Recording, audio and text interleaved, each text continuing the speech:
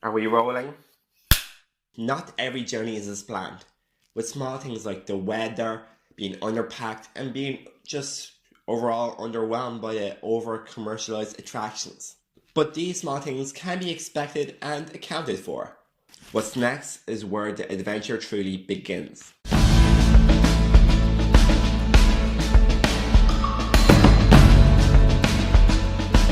At the end of July, I was scheduled to volunteer at O.Z.O.R.A festival in Hungary. Little did I know then, I was in tune for one heck of a trip. This is that story. The night before my flight, 22:49, right about to turn 11 p.m, I get a text from Lufthansa, my airline, saying that my flight has been cancelled. There is no clarification why, but he told me that my flight is cancelled and I can try and call them to work out some other thing that I can do. So in a sense, either rebook a flight or cancel or get my money back. Bear in mind that my flight is scheduled to leave at 05:55, just before 6 a.m. I have 7 hours before my flight leaves. Yeah, I kind of stressed for a bit, but take a deep breath and get right to action. I grabbed both my mobile, my house phone, and called the Lufthansa service desk, hoping that one of these phones would reach out the quickest. And yes, my mobile did. And once I got through, I started chatting to a really nice gentleman that spoke amazing English, although he was German. And yeah, after about 10 minutes of working things out, I was rescheduled to the next day's flight. And thankfully, because both my flights are Lufthansa, I need to get connecting flights to Budapest because that was the cheapest option. It was still around €250, but compared to direct flights which are around 400, 500, I was really happy about that bargain. So I flew to Frankfurt and then Budapest. That was my route. So yes, with a flight cancelled, that kind of puts all my travel plans at a weird point where I had to come up with a new setup. But anyways, this gentleman said that my connecting flight would be perfect and I would have enough time for everything, which is nice. So yes, I get some rest, sleep, and take another day to relax in Ireland. August 29th, the new date of my flight. I get up early, open my shutters, and am greeted with warm rays of sunshine. What a beautiful day. I drink some coffee, feed my cat, and then head off to the airport. I get there a few hours early, really didn't need to. Go through security like it's nobody else's business, and then I'm at the gate 30 minutes before my flight. Everything is fine. The flight leaves at 12:45 and I land at 3:40. This is where you're gonna be a bit, shocked. My flight to Budapest was scheduled to leave at 3:30. I landed 10 minutes after my flight was meant to leave. Yeah, and this isn't really my fault. The airline had some issues in the air that were unaccounted for, and it had to take a different route which slowed it down, unfortunately. But that's not really relevant now, is it? Basically, my flight was late and I was about to miss my connecting flight, so what did I do? I got off the plane, started asking a few of the employees, where's this gate, and they tell me, oh my god, it's like right across the whole building. And bear in mind, Frankfurt Airport is, I think, Europe's biggest airport. It's absolutely massive. There's hundreds of gates, maybe even thousands.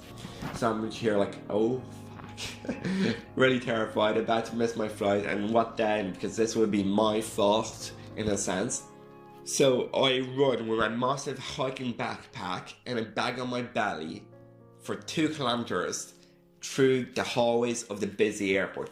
Dipping and diving through people, going through shops as a shortcut. I actually hitched a ride on one of these airport little ride systems. They're like golf carts. I had some weird looks. And not only from my shoppers, but also people running who were just like laughing and smiling at me.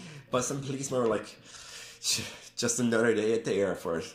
So when I reached my gate, 8:32, I asked for my flight to Budapest. However, they were like, this flight is not at this gate. I'm like, wait, what? I just ran through 2 kilometers of the airport and you tell me that my flight is not here. But luckily, my flight was only 2 gates away. And right as I got to my gate, I hear an announcement, ladies and gentlemen, could I have Mr. Yannick Michael and blah blah blah come to gate A36 for departure. This is the last call for the flight. I'm like, hallelujah, I made it on time. Yeah, as you may know in airports, you have a last boarding time and you have the time that the flight leaves. The last boarding time for this flight was 3:30. I already missed that, as you know. My flight was meant to leave latest at 4. As I enter the airplane, I check my clock, my watch for the first time, and it's 3:58. 2 minutes before the flight is meant to leave. What luck I am in. But yeah, as you can imagine, I'm like last on the plane, and the plane is fully packed. It was booked out. I'm here like, damn, I'm not gonna have anywhere to put my carry-on bag. And it's a big hiking backpack that's like 15 kilos, so I'm like, fuck. And the air hostess is like, this is too big, it's not gonna fit overhead. But I'm like, trust me, woman, I've done this before. This is perfect. And you know, through some like wiggling about, throwing some laptop bags over the top, you know, had to be done. I got in my bag and it was just really snug, really fitting, and the overhead compartment closed shut. Perfect timing, perfect stuff, really nice fit. Then I walked up the aisle again, looking for my seat. Once I find it, I can finally sit down, filled with sweat. You know, my eyebrows were just dripping in it. I'm gasping for air, but I'm in relief that I've made my flight and I'm about to leave. And this is where the next part of the story kind of kicks off. You see, one of my tires in the airplane was kind of damaged, so we stayed there for another 20 minutes. Now on approximately 20 minutes before we will get the approval to start our engines. So hope for your understanding. And, you know, that may be okay in any other day, and I'm really happy that they did it and noticed it, because coming from me, I prefer to wait the extra 15-20 minutes rather than land with an unsafe tire. So happy days, Lufthansa, thank you for doing that. But because of this delay, I landed in my airport in Budapest about 25 minutes late. And as you can imagine, this story doesn't get any easier or lighthearted from now. I basically missed my bus, which ensured that I would miss my train, and I had to find a new plan. So I go in Budapest airport. I already have like 15,000 forint, which is their currency. I can make a whole video about this and the confusion it is, but basically €1 is 320 forint, give or take. It can be a bit more here and there. And yeah, I'm there walking around, finding a ticket desk, like a nice little shop that actually accepts this big amount of forint, like 5,000 for a bus ticket. And then she gave me so much change. But yeah, I got to my bus, hopped on, and then took a rather soothing 20-minute journey towards my stop. And if you did not know, I do not speak Hungarian, and it's nowhere similar to any of my other languages, and I'm Polish, so I thought, yeah, I might be able to understand some things. It's kind of similar sounding. Nope. Hungarian is completely different. So yeah, and as we approach some big crossing, he tells me to get off. This is my stop. I'm like, wait, what? I'm meant to get off here. And he's like, yes. I'm like, where am I? And I have no internet at all because when I go on adventures in Europe, I choose not to use the internet and just be more approaching to people, kind of have a different experience, which I'm really happy about doing that. But in situations like this, when you're lost and you don't know what to do, it really isn't the best thing to do. So as I get off, I'm there walking up a highway. It's a busy street, Main Street approaching Budapest city. I'm there walking around, looking for pedestrians. And I asked one man, he looks like a local or that speaks Hungarian. He just points at the big crossing, the pedestrian crossing over the highway, and tells me to go across that to the railway station. I'm like, okay. I thank him, I'm like, thank you. And he's like, just nods and just goes on with his day. And yeah, I trusted him, went across it. But as I was crossing, I seen like 4 different ways that you could go because there was a few platforms. I'm just following the one with the most people, the busiest one, which actually turned out quite well because as I approached the bottom of it and reached the actual physical platform, it was very busy. So I approached one of the people standing near the ticket box, the ticket machine, and asked him about my next stop.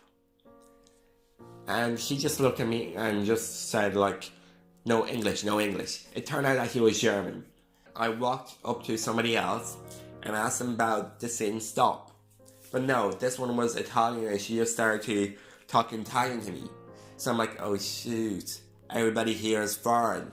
So I walked down, up and down, and looked for some locals, you know, people that are either smoking cigarettes or just super lax. And yes, this actually worked really well. I approached this old couple of women, there were maybe 2 or 3 of them. He looked very local, and I asked them about this train stop, and they did not really know themselves.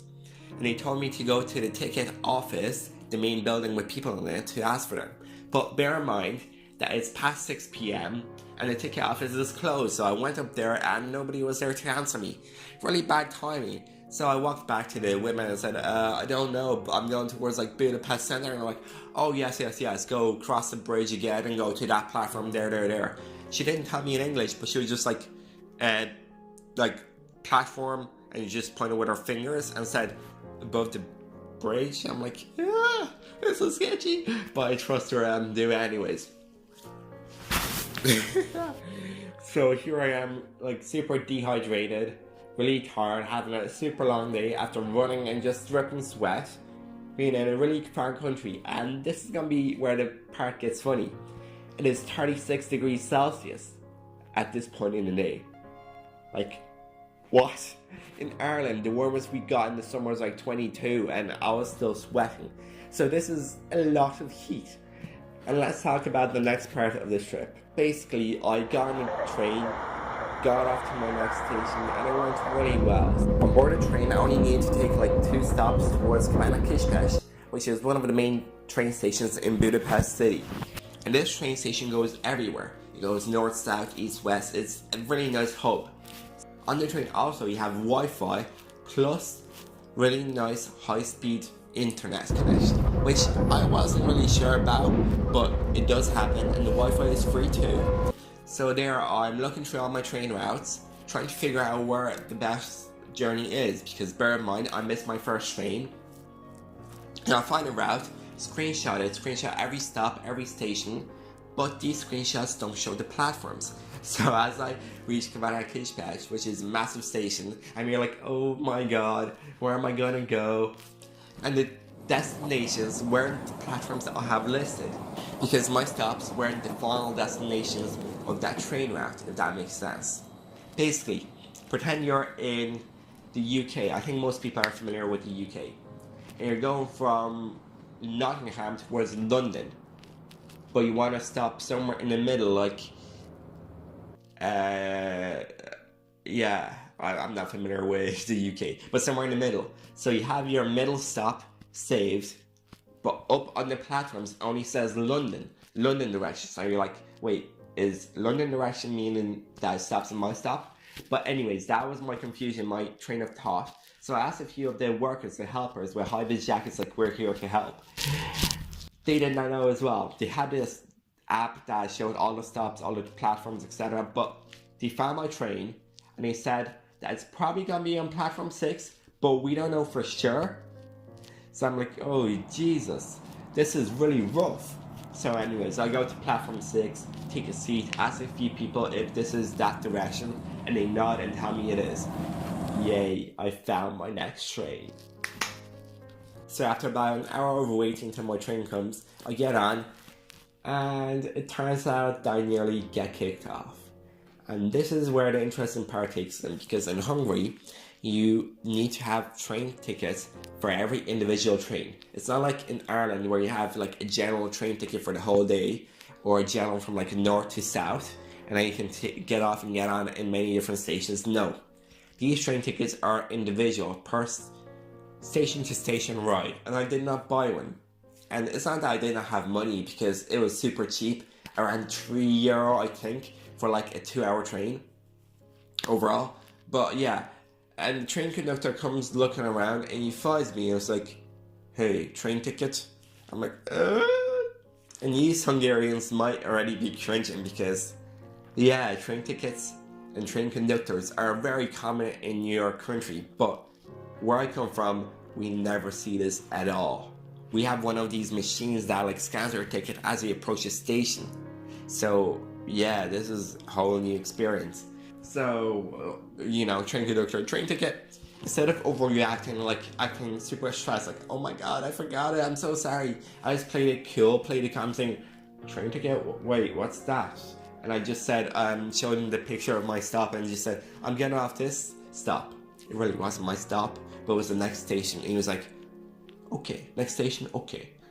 And I'm like, yay! I got off like a big massive fine, happy days. I could have been in deep trouble if I didn't. He could have like called the police, got me to pay a huge fine, or maybe even try to, take hold of me. This was terrifying.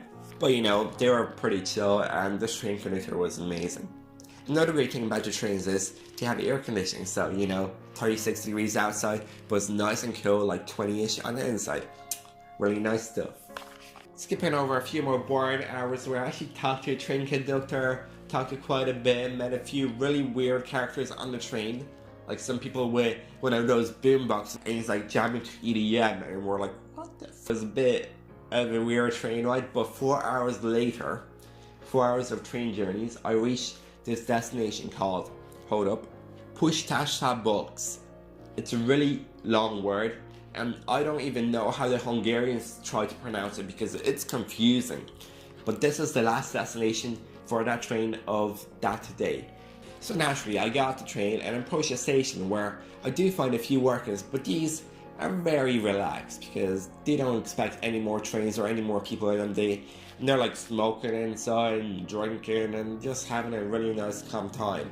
I tried to ask them where is the best way towards the festival and they're like, yeah, we don't really speak English, just stare at me like dazed. So I dodged that, get out and walk around the whole platform looking for some other people.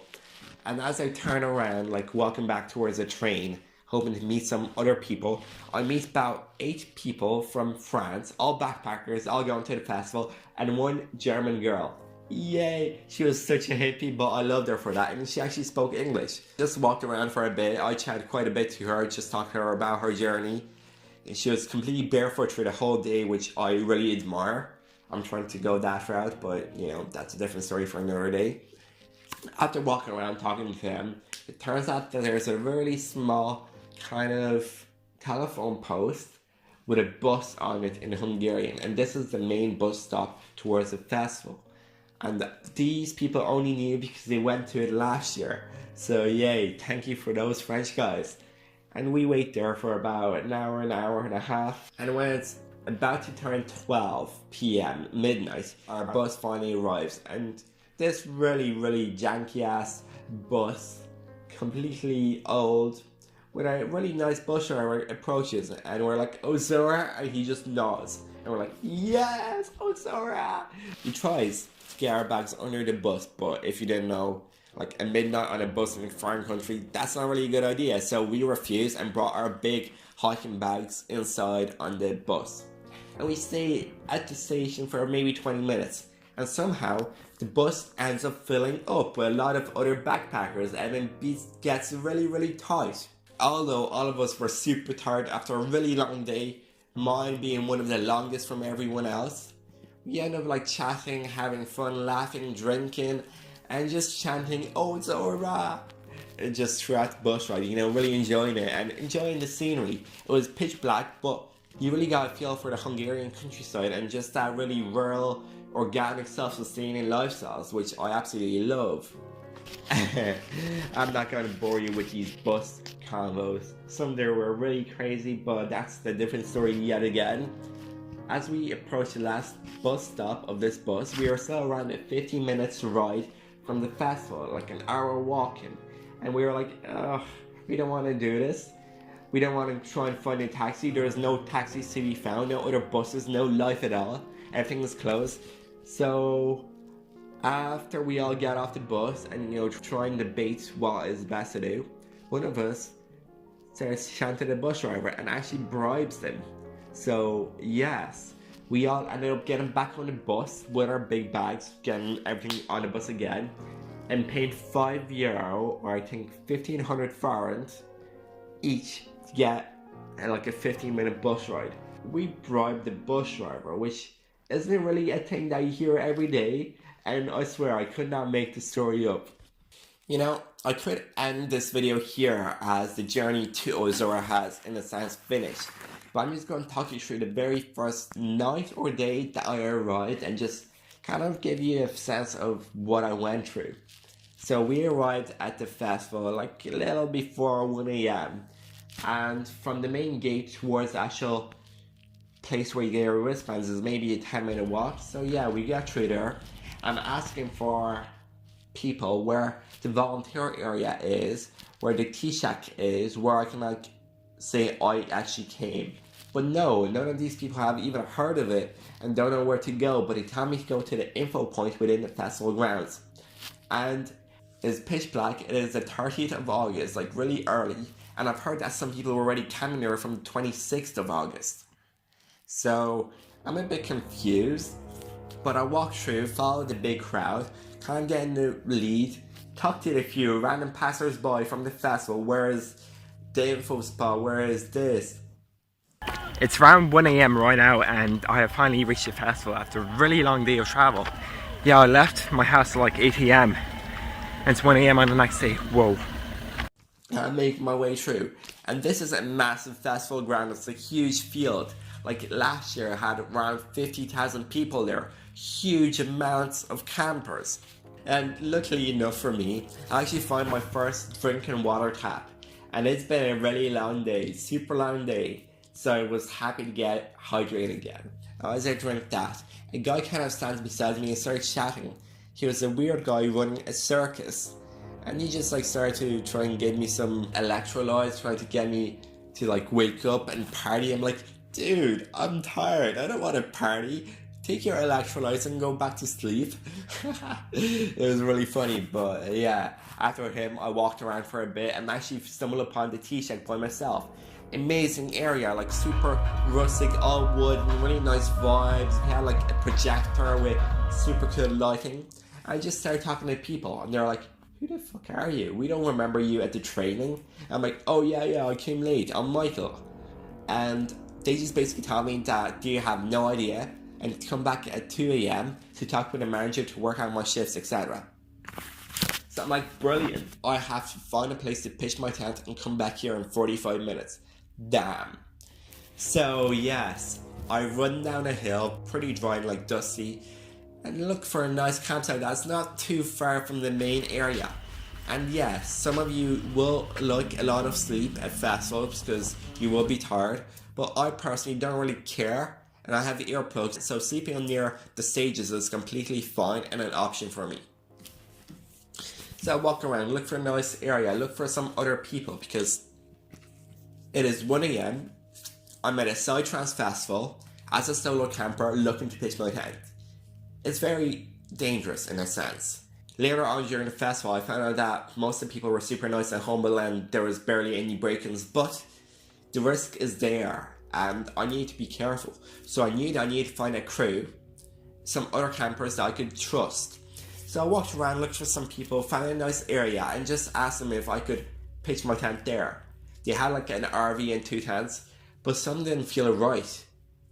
I just didn't vibe with them too well. So I walked around, found a new group of people who were actually Israeli. I asked if I could pitch my tent like kind of near to theirs, but facing in a different way so we wouldn't like interfere with each other. We're like, no man, we'll make room for you here. They moved one of their tents over, fit me in the corner and got me facing their main group area. Oh my god, these people were amazing. They were like 6 or 7 Israeli, some of them were couples, some of them were friends, some of them actually went to this festival together last year. Super nice, and they just helped me pitch my tent, chatted for a bit, we smoked a bit too, and then like they gave me food. Oh my god, I love these guys, they're legends.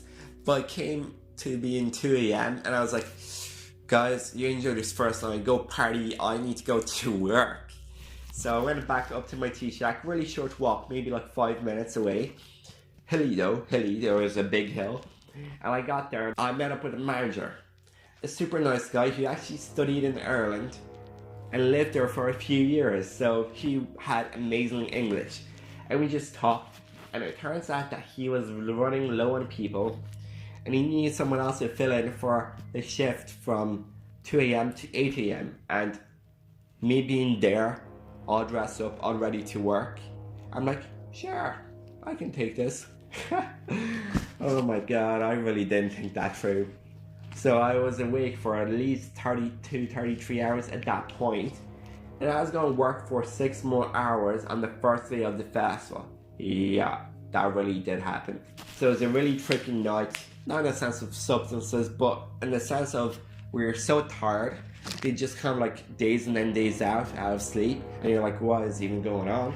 So I drank a lot of herbal tea, especially mate, that tea really does wake you up, nice, organic. I talked to a few of the people, got really nice introduction to them, felt really nice, and we just had a lot of DMCs. I also met up with a few of these customers I was serving and just had really nice chats with them. Oh my god, I really loved working with Tea Shack. It was just a phenomenal experience that I am so thankful for getting. But anyways, that could be a completely different topic and completely different video that I could make. I'm gonna conclude my whole journey to O.Z.O.R.A video and leave it at that. If you'd like me to talk a bit more about the festival, share some gigs, some performances, some artists, share some lectures, some talks, talk a bit about the healing side of it, talk about like finding my spiritual alma, or even talk about the whole substance side of a Psytrance festival, which you can probably already assume, I'll be really happy to make these videos, and just leave a comment down below to let me know what you're interested in. I'll get on that as soon as possible. So, this has been Sylvester Productions. Till next time.